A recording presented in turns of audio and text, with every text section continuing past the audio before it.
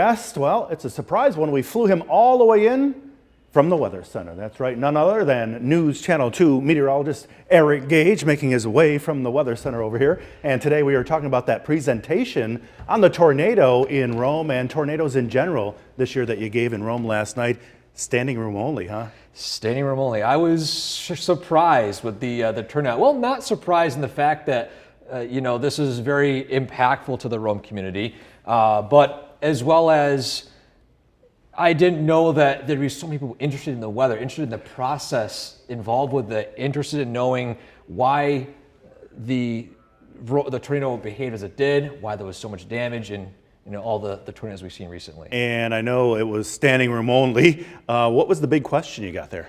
The big question, the main one, at least the initial one we got asked, was talking about tornado safety. I was talking about, for example, if you're in a second-story building, what do you do? Because we always talk about basements. Mm-hmm. Well, what if you're not in a house in the basement, inside of your home, in a bathtub if you can? The main culprit is debris. Yeah. And so by putting more things between you and flying debris, it could save lives. And I know another question a lot of us have around here this year is, why so many tornadoes this year?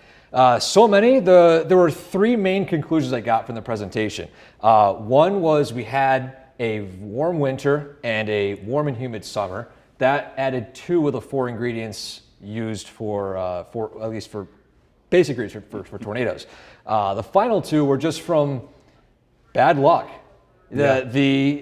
I tried looking for trends. There really is nothing. The last time we had this many tornadoes in 1 month, or just in the summertime, or in just a few months stretch, was back in the 90s. Wow. And then there was a stretch where there was barely any tornadoes, and then all of a sudden we saw more again. So there's no defining trend. And the third thing was better technology. We have advanced radar now that can detect debris, and that's why we had tornadoes in the middle of nowhere that were confirmed. Back in the 90s, we didn't have drones. We didn't have the technology we did to confirm it. And we do have some video from last night. And how did this whole presentation come about? So Rome Historical Society reached out. Bill unfortunately couldn't present. He was on vacation, enjoying South Carolina right now. Oh, nice.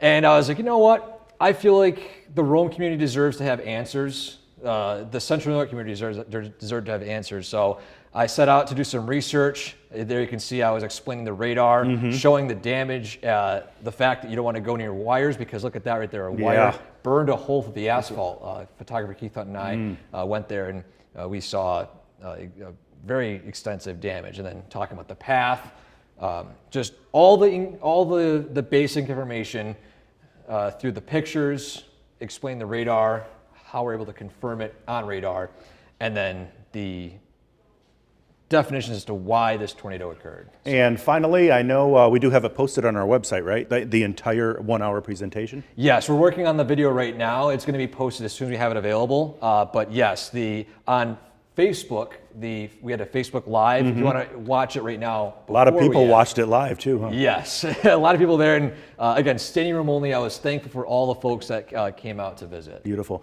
Well, nice job out there. I know a lot of folks said you did really well. So great job. Thank you. And stay with us. We're back with more right after this.